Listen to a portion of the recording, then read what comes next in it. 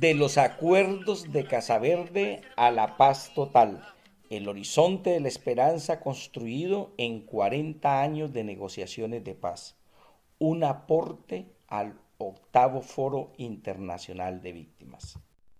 40 años, 9 presidentes, 11 mandatos presidenciales.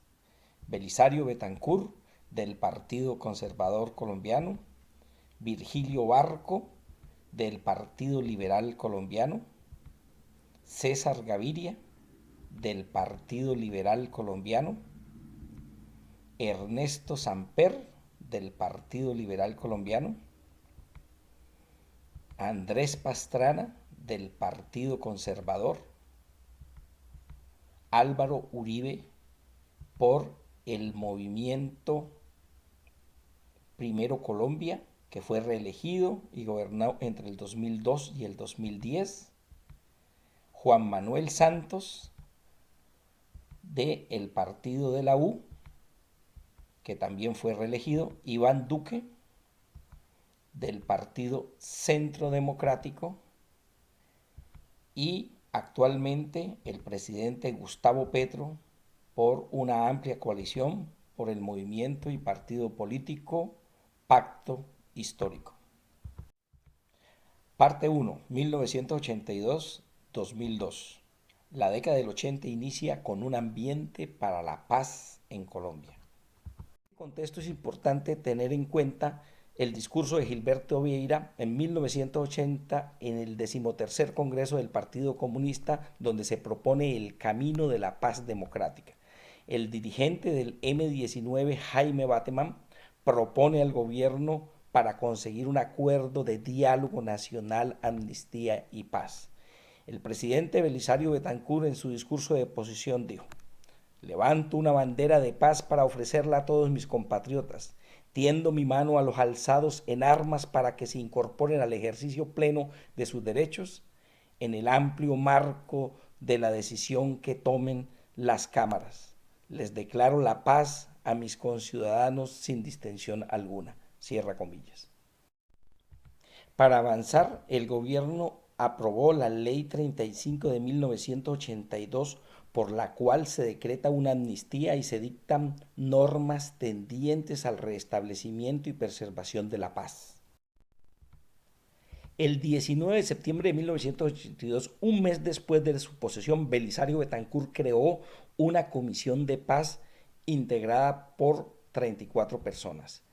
En este contexto de el Plan Nacional de Rehabilitación, la Ley de Amnistía de 1982 y el Acuerdo de la Uribe, quedó establecido que el gobierno dará prelación a los colombianos que han padecido directa o indirectamente los estragos de la violencia para el restablecimiento de los derechos injustamente conculcados como consecuencia de la alteración del orden público y la seguridad social. En la medida que se iban construyendo las herramientas jurídicas para la paz, se fueron dando las conversaciones que condujeron a los acuerdos de la Uribe entre el gobierno nacional y las Fuerzas Armadas Revolucionarias de Colombia. Estos acuerdos tuvieron la implicación de amplios sectores de la sociedad civil, la Iglesia Católica, el empresariado, movimientos sociales. Toda esta dinámica condujo a acuerdos de cese al fuego, paz y tregua el 28 de mayo de 1984. El 25 de mayo de 1985 se constituye la Coordinadora Nacional Guerrillera, integrada por el M-19, el Ejército de Liberación Nacional, el EPL, el Movimiento Armado Quintín Lame y el Partido Revolucionario de los Trabajadores. Por un periodo corto participó el Comando Ricardo Franco, que fue expulsado posteriormente. Es importante registrarla porque en la década del 94 de estos movimientos insurgentes terminaron en proceso de paz y aliados en la Alianza Democrática M-19. El 23 de agosto de 1984 se firman los acuerdos de cese al fuego y diálogo nacional entre el gobierno, el M-19, el Autodefensa Obrera y el Ejército Popular de Liberación.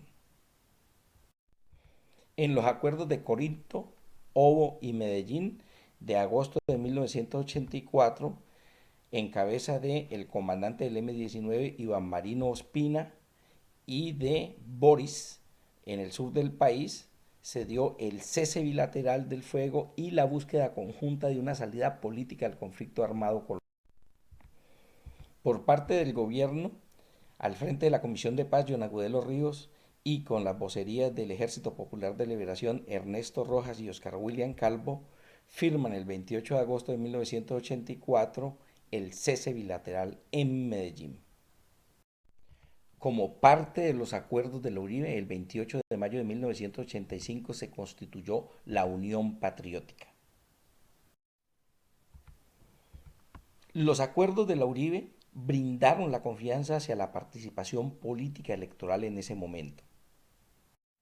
No obstante este ambiente de confianza, el doctor Otto Morales Benítez, quien fue presidente de la Comisión de Paz, dijo en 1983 que lo más apremiante es combatir contra los enemigos de la paz y la rehabilitación que están agazapados por fuera y por dentro del gobierno. Esas fuerzas reaccionarias en otras épocas lucharon, como hoy, contra la paz y lograron torpedearla. Por ello nunca hemos salido de ese ambiente de zozobra colectiva. Cierra comillas. Ello va de la mano con el desarrollo y el auge de los carteles de la droga que en alianza con terratenientes y políticos en las regiones constituyeron el más muerte a secuestradores. Hay que indicar que también fuerzas de seguridad del Estado estuvieron implicados y posteriormente eso dio desarrollo al paramilitarismo. El líder paramilitar Salvador de Marcuso dijo que el 35 del Congreso elegido en el 2002 tenía lazos con el paramilitarismo. Los enemigos de la paz estaban por dentro y por fuera del gobierno. La dinámica de paz se complejizó y se hizo muy difícil con el tema de la toma y la retoma del Palacio de Justicia el 6 y el 7 de noviembre de 1985. Se apagó la ilusión de la paz, titularon algunos periódicos. El 18 de noviembre de 1985, una fuerza conjunta del Ejército Popular de Liberación y el M-19 toman la población de Urrao y se rompe la tregua entre el gobierno y las insurgencias del M-19 y el EPL. El grupo disidente o provocador Ricardo Franco perpetró la terrible masacre de Tacuelló en el norte del Cauca, dejando en las fosas cientos de personas. Esto enrareció aún más el ambiente. El asesinato sistemático de dirigentes políticos de la izquierda, de dirigentes religiosos, de voceros y comandantes políticos de organizaciones insurgentes que fueron asesinados extrajudicialmente, dio origen a la pérdida de confianza y a que se erosionaran los procesos de paz al final del cuatrenio del presidente Belisario Betancur. La elección popular de alcaldes fue una conquista de los acuerdos de la Uribe entre el gobierno y las FARC, que abrió camino a la participación democrática desde lo local y dio un duro golpe al bipartidismo heredero del Frente Nacional. En medio de las dificultades en las elecciones legislativas de 1986, la Unión Patriótica alcanzó cerca del 9% y en las elecciones presidenciales del mismo año, con la candidatura de Jaime Pardo Leal, la Unión Patriótica consiguió un 11%. Eso significa que el ambiente de negociaciones de paz facilitó la movilización de la izquierda, saliendo por primera vez de resultados testimoniales en la lucha electoral. En el cuatrenio del presidente Virgilio Barco, 1986-1990, los dos primeros años gobernó con una estrategia integral para la paz sin negociar con el adversario. Y segundo, sin ningún resultado a mitad de gobierno, Barco abrió de nuevo el diálogo con algunas de las insurgencias. En el marco de la denominada guerra contra los carteles de la droga, además del asesinato de dirigentes de la izquierda, la mafia asesinó y secuestró a decenas de agentes del Estado, políticos, periodistas y periodistas del establecimiento. El 17 de diciembre de 1986 fue asesinado Guillermo Cano y en adelante la lucha por la paz estuvo marcada por un escenario extremadamente complejo. En septiembre de 1987 se constituye la coordinadora guerrillera Simón Bolívar con el M-19, el EPL, el ELN, el Quintín Lame, el PRT y se incorporan las FAREP. El 11 de octubre de 1987 es asesinado el presidente de la Unión Patriótica, el jurista y profesor universitario Jaime Pardo Leal, arrebatándole la vida a la esperanza. La Unión Patriótica en este periodo logró en el debate electoral elegir 14 congresistas, 18 diputados, 335 concejales y un número importante de alcaldes.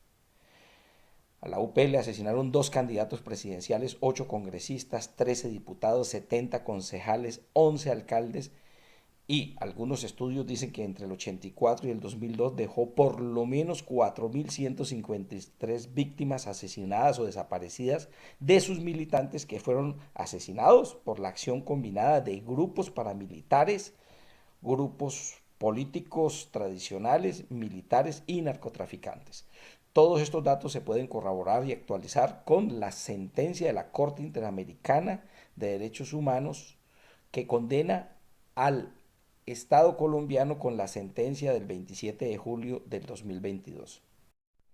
En mayo de 1988, el M-19 toma como prisionero o secuestra, según la versión oficial, al dirigente conservador Álvaro Gómez Hurtado. En ese proceso de su liberación se habla de 11 propuestas, entre las que se encontraba el alto a fuego por 60 días y una cumbre para la salvación nacional que posibilitaría abrir los caminos hacia la paz. El presidente Vargas lanza la iniciativa para la paz. En septiembre, el presidente Vargas presentó su iniciativa reconociendo a las guerrillas como interlocutores válidos para dialogar y negociar. El 26 de septiembre, el M-19 ratifica la voluntad de paz y su transición como movimiento local, así como su interés de participar en las elecciones. Luis Carlos Galán, candidato presidencial por el Partido Liberal reunificado con el Nuevo Liberalismo, fue asesinado el 18 de agosto del 89 en Soacha, Cundinamarca. Se activaron las conversaciones entre el comisionado Rafael Pardo y una comisión del M-19 encabezada por Carlos Pizarro León Gómez y Antonio Navarro Wolf. Posteriormente, el 8 de marzo de 1998, realizaron la dejación de armas en el campamento de Santo Domingo, norte del Cauca.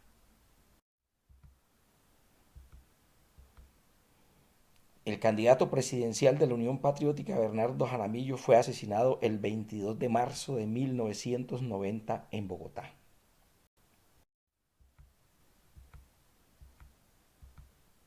Tras la dejación de armas, el M-19 se convirtió en partido político Alianza Democrática M-19. Su último comandante, Carlos Pizarro, se le encomendó la candidatura presidencial para el proceso electoral del 27 de mayo de 1990. El 26 de abril de 1990 es asesinado Carlos Pizarro León Gómez. Ante el asesinato de Carlos Pizarro, la dirigencia de la Alianza Democrática M-19 decidió mantenerse en los acuerdos de paz y eligieron al dirigente Antonio Navarro Wolf como candidato presidencial. Un balance del cuatrenio de Virgilio Barco podría resumirse en que uno firmó el acuerdo de paz con el M-19, dejó iniciadas las negociaciones con el EPL, se hizo la arquitectura del Plan Nacional de Rehabilitación. En el 90, desde la presión del movimiento estudiantil por la constituyente, se incluyó la séptima papeleta denominada plebiscito por Colombia, voto por una asamblea constituyente. Quinto, el gobierno legalizó esta situación de facto mediante el decreto 927 de 1990 y 6, la Corte Suprema declaró exequible el decreto y la papeleta obtuvo respuesta afirmativa de 5 de los 6 millones de votantes, camino hacia una nueva constitución.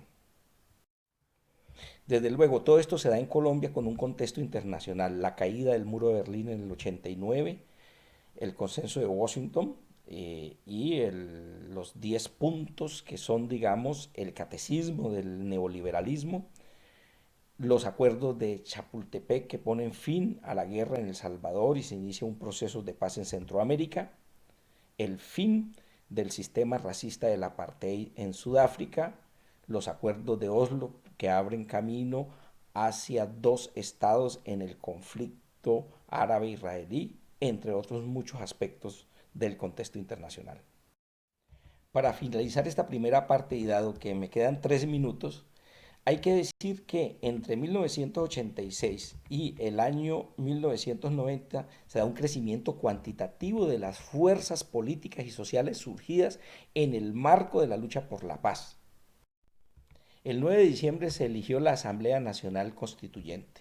La Alianza Democrática M19 obtuvo 19 cupos, 2 la Unión Patriótica en alianza con el movimiento político A Luchar y el Frente Popular y 2 de los movimientos indígenas, con escaños sin voto reservados para el EPL, el PRT y el movimiento armado Quintín Lame. Las fuerzas alternativas surgidas de la lucha por la paz obtuvieron el 33% de la Asamblea Nacional Constituyente. No podemos olvidar que el mismo día que se votaba la Asamblea Nacional Constituyente, en un acto de guerra, el gobierno de Gaviria bombardeó Casa Verde, sede del Estado Mayor de las FAREP. Resumo aquí los procesos de paz firmados bajo el gobierno de César Gaviria entre 1991 y 1994. El 3 de marzo de 1991, el Ejército Popular de Liberación dejó las armas y se convirtió en Esperanza, Paz y Libertad. El 31 de mayo, el movimiento armado Quintín Lame dejó las armas en Caldono, Cauca. El PRT en la costa norte el 25 de enero del 91 y por último la Corriente de Renovación Socialista el 9 de abril de 1994. Entre el año 91 y 92, Cravo Norte, Caracas y Tlaxcala se avanzó en diálogos entre la coordinadora y el gobierno. Sin embargo, estos diálogos que dieron un apoyo internacional importante, entre otros muchos factores, se rompieron el 4 de mayo del 92, producto de la muerte en cautiverio del exministro Angelino Durán, que estaba en manos de las disidencias del Ejército Popular de Liberación que integraba la coordinadora guerrillera en ese momento. Es muy importante resaltar, a pesar de las diferentes controversias, que después de 105 años, producto de la necesidad de un sector del establecimiento para adecuar el marco constitucional al modelo neoliberal y gracias a la lucha por la paz, Colombia tuvo la Constitución de 1991. Samper también hizo diálogos con el Ejército de Liberación Nacional entre 1994 y 1998. En julio del 98, en la localidad de Maguncia, en Alemania, se firmó un acuerdo entre la sociedad civil y el ELN en el cual se contemplaba la Convención Nacional que exigía a esta guerrilla para avanzar a una negociación con el gobierno.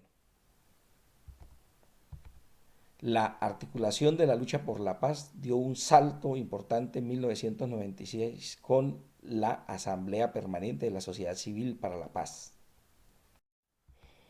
Mediante la Ley 434 de 1998 se crea el Consejo Nacional de Paz.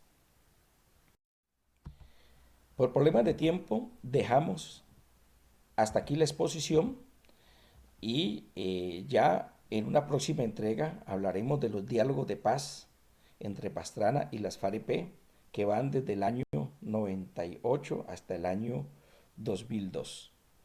Desde luego, en la mesa hay personas que son conocedoras de los procesos de paz en adelante, si hay algunas inquietudes del público. Muchas gracias por la atención prestada.